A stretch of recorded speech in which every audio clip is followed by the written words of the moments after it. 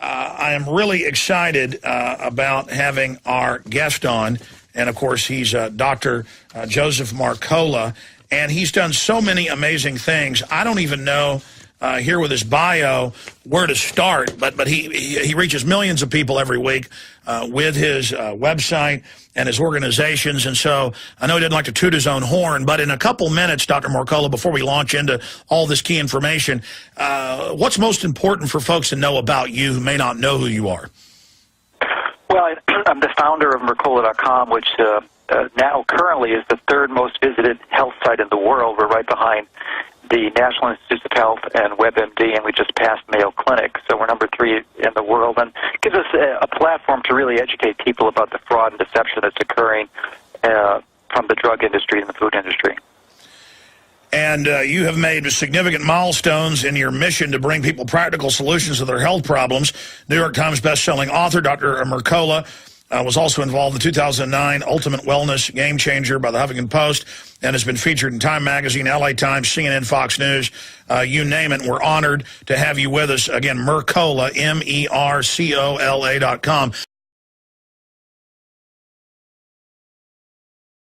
And the reason you're the most respected of all the alternative health researchers, in my opinion, is because you just go off the real research, and there's so much to cover. But what can you say about, I mean, my view, I don't know if it's your view, but certainly from what I see on the ground, there is a collapse of confidence in the system. Everything we talked about last year about the H1N1 lowering your immunity, being dangerous, that's now mainstream news, British Medical Journal. I mean, there is a collapse of confidence in this corrupt system, and the establishment is responding in a lot of strange ways, but it does look like the dam has broken. What's your view on that? Well, I think we're making progress. There still is a large contingency of the public who is still fooled and deceived by the very effective marketing tactics that these industry employ. I mean, they literally generate many tens, if not hundreds of billions of dollars in profit, and they're able to really hire the most sophisticated and clever marketers on the planet. So it's a really sophisticated system, and it's really difficult to break out of that mold.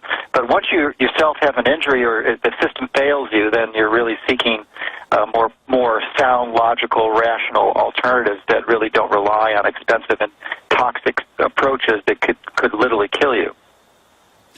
And I see the statistics and the numbers of 300,000 dying from drug interactions, hundreds of thousands from infections. I mean, boy, I tell you, this mainline healthcare is one of the biggest killers out there, rivaling even automobile accidents. On your radar screen, what do you see as the biggest threats out there? Is it sodium fluoride in the water, Bisphenol A, GMO, cell phone radiation? I mean, you cover it all. The stuff, as I said earlier, you were covering 10 years ago is now just all over the mainstream news. Well, it's a good question. I'm not sure if there's anyone that sticks out. It's really a combination of them, but I think probably it's just the concept and the belief that the traditional model is the approach for healthcare challenges, and that is the relying on a drug, and we're bombarded on that, of course, from the media. They spend over $16 billion a year to do direct-to-consumer advertising on TV, and, you know, the United States is only one of 2 countries in the world that allows that, where it's even legal. So they've really manipulated the public to the belief system that this is the approach, because these drugs are almost universally going to cause some type of side effect, if not death. I mean, it's routine. I mean, Avandia has just killed 80,000 people. Before that, Vioxx killed 60,000. And these are the ones that we know that are really in the news. I mean, there's dozens of others that are less toxic. So, it's so much. It's choosing that system and that approach, and you're ignoring the basic practical strategies that one can use, which of course doesn't generate profit and revenue for these large industries. So I think it's a belief in that model that's the most dangerous threat. Yeah. Well, I agree with you, and when I watch these drug ads, it's absurdist. It's like they're openly admitting this drug is probably going to kill you. Oh, you're having trouble sleeping, or you're having trouble, needing to urinate a lot. and they'll tell you 10 seconds how great it is, but then they say it may not be right for you, causes heart attacks, sudden death, brain damage. I mean, it's bizarre. And then ask your doctor about this drug. I mean, it's sometimes I'm pinching myself, wondering if I'm having a bad dream. It almost seems that way, doesn't it? It really is. Because you go to any other country in the world, you're not going to see it on TV except for Australia. There's only 2 countries in the world that allow that. Let's start. And it really, you look at these, and it's been on for 15 years, but prior to 1995, those ads did not exist in the media. It was illegal. But then they lobbied Congress, and they were able to get permission to air those.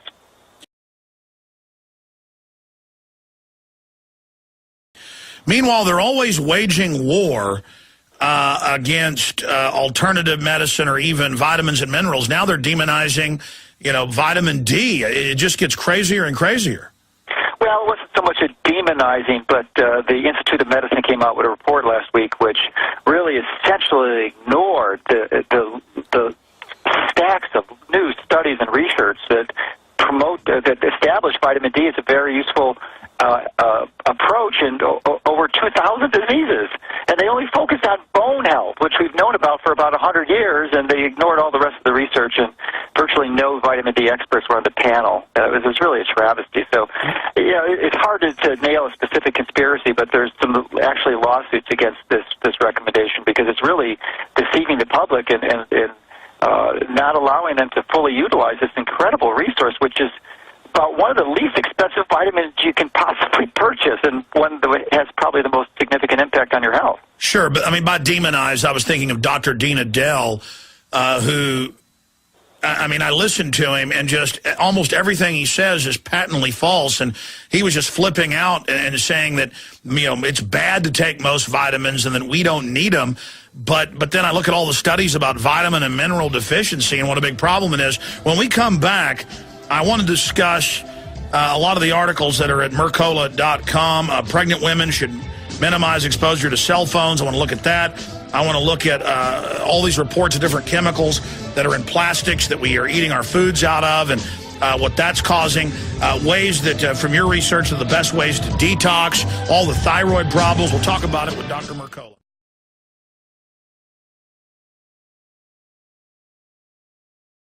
Doc, going through the articles that I see you posting and that your great researchers are putting together that link to all the mainline medical studies that are out there, it's not just bisphenol A we've got to worry about. You've been reporting on the other chemicals that are in the liners of the wrappers around hamburgers and other things that are causing serious problems. Can you go over what bisphenol A and these other chemicals are and what the studies show they're doing? Well, the article you're referring to, we posted last week, a study that came out that showed that these wrappers, which are usually put in place to prevent the grease and oils in the fast food from leaking out, as they would if you use regular paper, there's these sticky coatings, and you see some of it too also on the microwavable popcorn. So the way they're able to do that is really similar to how they achieve a nonstick surface, which is they put a fluorinated chemical compound. And this fluorine compound actually dissociates and it migrates into the food. So you're actually eating these compounds when you do that. And that's definitely not going to be... Fluorine, that sounds like fluoride. Yes, well, it's a fluoride compound. There's no question. Well, they just love to give us fluoride, I guess because they love us. Well, it's a pretty useful chemical. It's a really interesting innovation to have a material that you can fry food with and not stick, but it does it at quite a price. I used typically, when I'm lecturing, tell people if they have any non-stick finishes to either find a relative or a neighbor they don't like and give it to them because the stuff is toxic as heck. But actually, it's not that toxic as long as you don't heat it. But the moment you heat it, you start to volatilize this fluoride, and it goes into a gas, and it can cause health problems. And it's so much so that if you're in an enclosed environment, you could actually kill pet birds. I mean, this stuff is really toxic. Oh, I'm sure it's an accident they're doing this. Also, they report on the bisphenol A is in most, or 40%, and they said, 60% of the printer ink. So I guess I'm touching it right here, right now. I mean, this stuff is just everywhere. Well, and it's sort of stealth, too. And when you go to the grocery store and you get these receipts, it's on those receipts. So, you want to really minimize your contact with those. Now, the good news is, 4 states have passed laws to start restricting this, at least for children. They're pointing out that it's in the baby bottles, as, again, you did a decade ago plus. So we're starting to move in a good direction, but now we're finding out that this stuff is just everywhere. It's pervasive. There's no question it is. And aside from the Bisphenol A, you have the phthalates, which is a chemical that's added in the manufacture of plastic to make it pliable. So any plastic that's flexible will have these phthalates in there, and that's another chemical that's loaded with complications, and that also should be banned.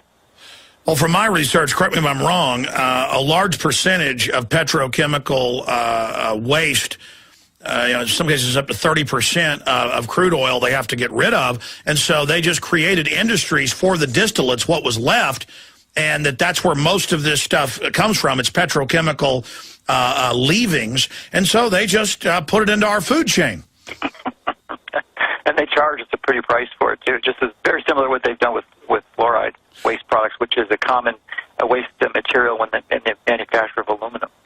Well, I'm not the leading alternative health research director out there like you are, but I do talk to the public. I do see things in mainstream media. I hear women talking on radio. I hear women talking in grocery stores, women's magazines. I read them. It's got to be a third or more of the women, young women, are having thyroid problems. Their hair is falling out. Is that a cocktail of chemicals with this epidemic of women's hair falling out?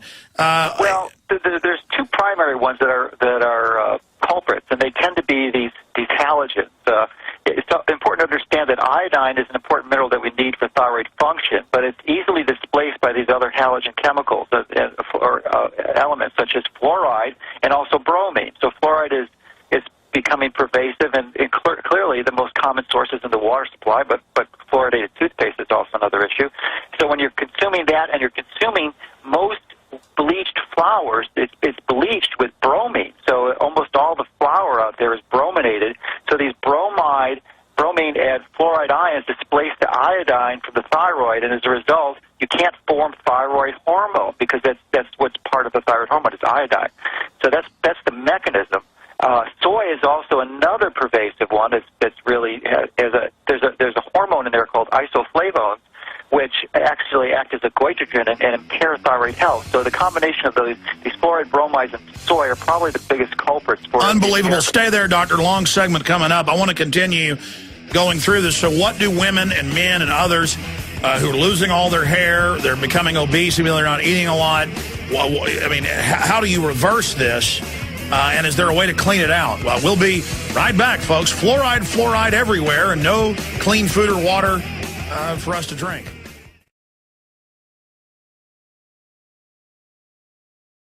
Dr. Mercola, you get the same intel that I'm receiving. I mean, they admit in the media that thyroid dysfunction's off the charts. Perhaps you can talk about those numbers, but just women everywhere, talk show hosts, you name it, young women. I hear them talking about it, and I see women all over the place. You can see their hair falling out. I mean, how much more obvious does this poisoned environment have to get? Please continue breaking that down. Well, the bulk of the people that experience this are women. My guess is it's certainly the majority of women, but perhaps 75-80% of women have some challenge with it. And if your listeners are interested in finding out if they have a problem, you can certainly go online, our website, or Google it and find out what the symptoms are. But there's a blood test you can take. It's called TSH, which is short for thyroid stimulating hormone. And, of course, the normal conventional lab test normal ranges are off. But if your lumber comes back below 1.5, then it's okay. If it's above 1.5, it'll be most likely you have a problem. But you'll be told that you're okay if it's below 5. So there's this range where almost all the conventional doctors are misunderstanding and misinterpreting the results. So it's far more common than traditionally believed. So what do? Get off these things that have the fluorines and fluorides in it. Stop using the non-stick. Stop drinking out of the Bisphenol A. Stop drinking the fluoridated water. Stop bathing in it. I mean, are there ways to heal? No fluoride toothpaste and, the flour. You can't have brominated flour. That's definitely So no white flour, no bleached flour. Right, bro. It'll say brominated on it.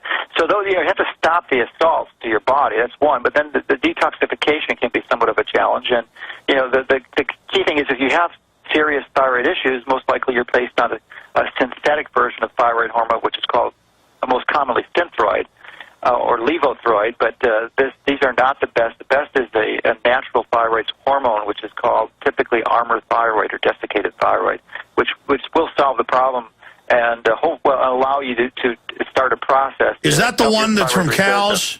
Yes, it's typically from cows, right. Or pigs. I think it's from pigs. It's porcine. It's from pigs. The most common one's from pigs, yeah. I don't know. I just did some research and saw them promoting and selling desiccated cow thyroid, but I'm saying... Yeah, I think that's a better one, but it's somewhat hard to find. Yes, the most Armour thyroid is from pigs.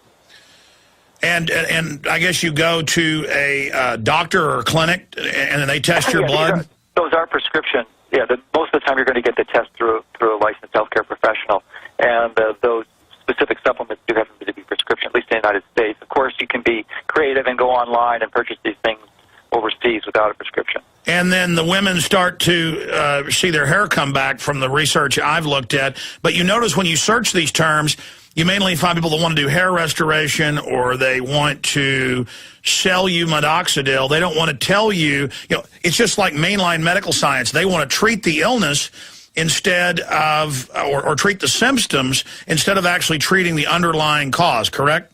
That tends to be the common pattern, yes. Boy, that is cold-blooded. So for all you women out there wondering why your hair is falling out at age 30, now you know. Are there any other causal things that people can knock out? And from your research, I mean, how much of the women's hair comes back? Well, it's variable. A good percentage of them will. And one of the other components that really is an important element, and really what I believe is the primary cause of obesity in this country, and it's clear and obvious that you walk down any urban area, city and you'll find that 2 out of 3 people are overweight. I mean, it's really massive epidemic that we're uncovering, and it is relatively recent, and I believe is related to the manufacture of fructose from done cheaply when the scientists figured out how to do that in the mid-'70s, and it's just pervaded the food supply. So this fructose as a sugar is just absolutely horrendous. Yeah, let's talk about high fructose, because now they're running ads where the smart woman, because they know women buy about 80% of the products, it's always a woman telling a man off or telling another woman off that, oh, it's a conspiracy theory that high fructose is bad. Corn syrup is good for you. But then there's all these mainline studies with the diabetes and what it does to our metabolic systems. Dr. Mercola, break down what the high fructose is doing, why it's different from sugar. Well, sugar or sucrose, which you can get from canes or beets, it used to be the common way that we got sugar in this country, is really similar. There's not a lot of difference between the two because simple sugar is 50% fructose and 50% glucose or dextrose. So from that perspective, it's a problem. And if you get high fructose corn syrup, it's about the same ratio. There are 2 differences. One is in high fructose corn syrup, it's a simple sugar and it's dissociated. It's not bonded together with the glucose. So it's absorbed a little more quickly. But the primary reason why it's such a problem is it's so darn cheap. And people, food manufacturers are putting it into everything, so the numbers are going through the roof of what people are consuming. In 1900, Alex, the average person only consumed about 15 grams of fructose, and that was mostly in the forms of fruits, healthy fruits. But now, about 25% of the population is consuming more than 135 grams a day, well more than 10 times what the average person was consuming a mere 100 years ago. So it has significant metabolic problems, and that. So if you have a challenge with your thyroid, or really any health problem, cancer, high blood pressure, diabetes, high cholesterol, one of the most important things you can do is get off the fructose. And the most common, this is really a shock, and I'm sure many of your listeners realize this, but the most common source of calories in the United States, the most common source is fructose, typically in the form of a soda. So that's a simple thing to eliminate, and once you get that out of your diet, then your health starts moving in the right direction. So you got to hit the basics. That's really essential. Wow. Dr. Joseph Mercola is our guest, and we're going to tell you more about his website as we talk to him. I want to go to some calls here soon. It's at Mercola.com. Take control of your health. Just amazing research and information.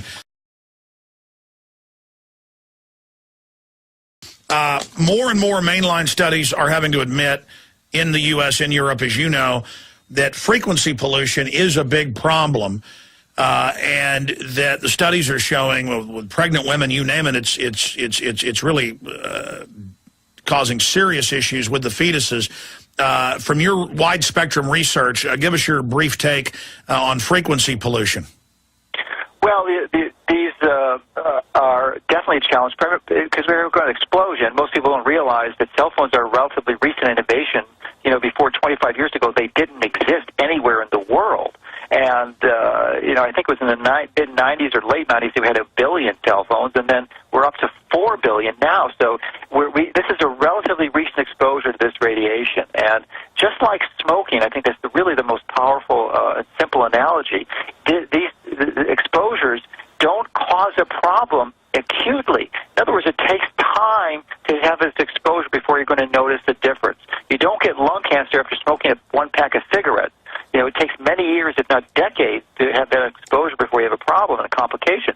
So similarly, exposure to these cell phones is going to take 5, 10, 20, 30 years before you're going to see an increase in the consequences and the health problems. And the primary ones are going to be brain cancers. And we've already seen this today, but it's going to be exploding. It's going to, just like lung cancer exploded, we're going to see an explosion in brain cancers because of the use of these cell phone devices. Well, it's being reported, again, like AP, Reuters, you name it, that they're already seeing that.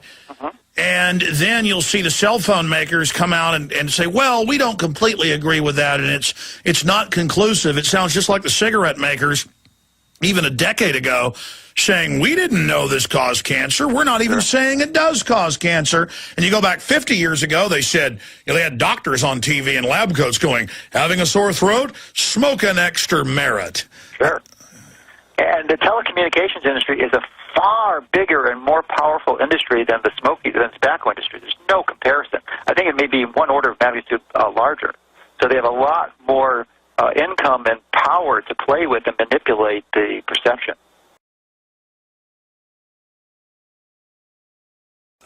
What are some of the, I mean, there's so many things to talk about. What are some of the other things that are on your radar? Well, I really believe that the reliance on drugs as a solution for health is a problem. One of the primary issues that we face, and the most significant concern, is that it's becoming progressively more expensive for the drug companies to actually have these drugs approved, and then even once they're approved, then they have to defend lawsuits, typically resulting in billions, if not tens of billions of dollars for the consequences of people taking them. So there's this gradual, because of those two elements, there's this gradual shift towards a model where they're not using drugs anymore. They're going to be using vaccines, which, because of legislation passed 25 years ago, they are exempted from any prosecution, and they're a lot easier to pass.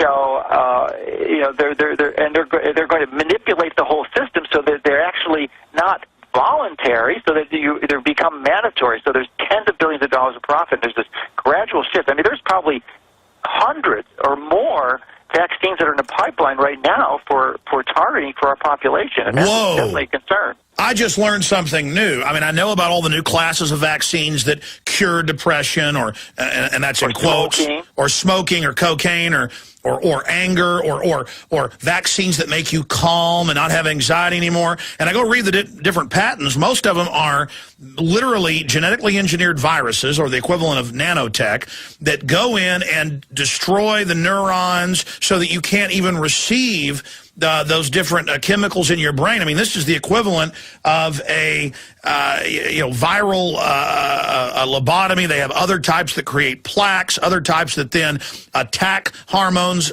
And I want you to speak to this, but I had never put two and two together.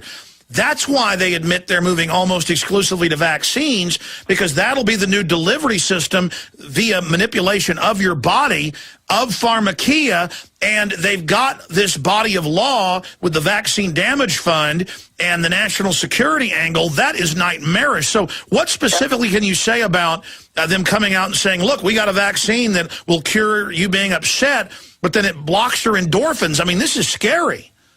Well, it's this immunity from prosecution that's the most concern, because they can really sell these things. And in the case of last year of the swine flu, which I think is, our site's been around for 12 years, but I think our most significant contribution is really being a primary catalyst for educating consumers that the vaccine was nonsense. And as a result of that, 70% of the U.S. public chose not to get the vaccine, despite the president coming out. And you were vindicated because everything you and many others talked about came out to be absolutely right and more. Sure, the right is. It's so easy to predict these things, Alice. I mean, especially with the flus, because all we have to do is look at Australia, which is literally 6 months ahead of us, and you look at their experience, and we're going to exactly replicate it. There's no mystery. This is not rocket science. That's right. They had deaths. They had massive brain damage, all neurological. And they didn't have the epidemics that they were projecting. So, I mean, you can predict these things 6 months ahead with virtually 100% accuracy. But they don't want you to understand that. So it's pretty simple stuff once you understand the basics. Correct me if I'm wrong. Almost all flus start in the other hemisphere or in Asia, and so we really should always know what type of flu is coming around the bend. And the flu or any infectious disease, for the most part, is not something to be distressed about, because if you're following healthy lifestyles, and if you go to my site, just on the home page, we've got a whole 40-page report on how you can, and there's no charge for how you can optimize your lifestyles based on beginner, intermediate, advanced models. And one of the most important things you can do is optimize your vitamin D levels. We touched on it earlier, but, I mean, if your vitamin D levels are normal or optimal, over 50 nanograms per milliliter, you're going to be resistant to the vast majority of infectious disease. And if you're cutting out the sugar and you're exercising, you're sleeping well, drinking clean water, staying away from toxins, it's virtually impossible to get sick. I mean, just don't get sick. So you don't forget about the vaccines. You don't have to worry about even any downtime, any cough, colds, or flus when winter comes. And I can't tell you, it's just almost universal, the responses that we get from people who adopt these strategies and change their lifestyle, and they can experience this, relief from these infectious diseases. But then going back to what happened last year, as you know, but I'd like you to speak to this, Dr. Mercola, they did Canadian studies and others that showed if you took the H1N1 vaccine, it lowered your immunity by 50% to the regular seasonal. Yeah. Quantify that from what Dr. Blaylock and others have said here, medical doctors, that basically your body gets overwhelmed, then it doesn't know how to respond to a real threat. You're absolutely correct. If you get the swine flu, the studies have conclusively proven that it actually increases your risk for getting the regular seasonal flu. So what do you think they did in the United States, and I think in most other countries of the world, with the flu vaccine this year? They combined them both, and you don't have a choice. If you get one, you get the other. So it's beyond crazy what they're doing, but it makes perfect sense if you're one of the executives in the drug industry, because you're going to be reaping profits. And obviously, they want a captive audience. They go lobby billions of dollars to your state and federal legislature, and more we're seeing the government attempt to try to force vaccines on people, and they're coming out with hundreds of new vaccines. As you pointed out, medicine is shifting over almost entirely to vaccines because of the liability protection. This is a nightmare, but at the same time, record low numbers of people took the flu shot. It's starting to the same thing this year. How do you see the system striking back? I mean, they want to make their hundreds of billions, and because of Mercola and Infowars.com and all the other great people out there, folks are waking up. What do you see the establishment doing? So I don't know. I don't really get into those projections too much, but they're going to come out. I mean, they're going to want to try. I think the immediate threat is they're going to make it mandatory, and we're partnering with one of the top pro-vaccine safety sites in the world, which is the National Vaccine Information Center, NVIC.org. And we're really developing a massive consumer awareness component where we're lobbying for people to get together in their own local communities and hit their state legislators. So they will prevent this from happening. But I think that's the next big battle, is to make sure right now that we don't shift to a mandatory vaccine system, because right now we have the freedom to choose not to get them, even though there are essentially the freedom is somewhat nullified if you have a child who's going to school, because they're going to prevent entry into most school systems unless you're vaccinated. But you can always homeschool, or you can go to a state that doesn't require it and has a philosophical exemption. So it's not as bad as it could be, that's for sure, if these mandatory vaccine laws get passed.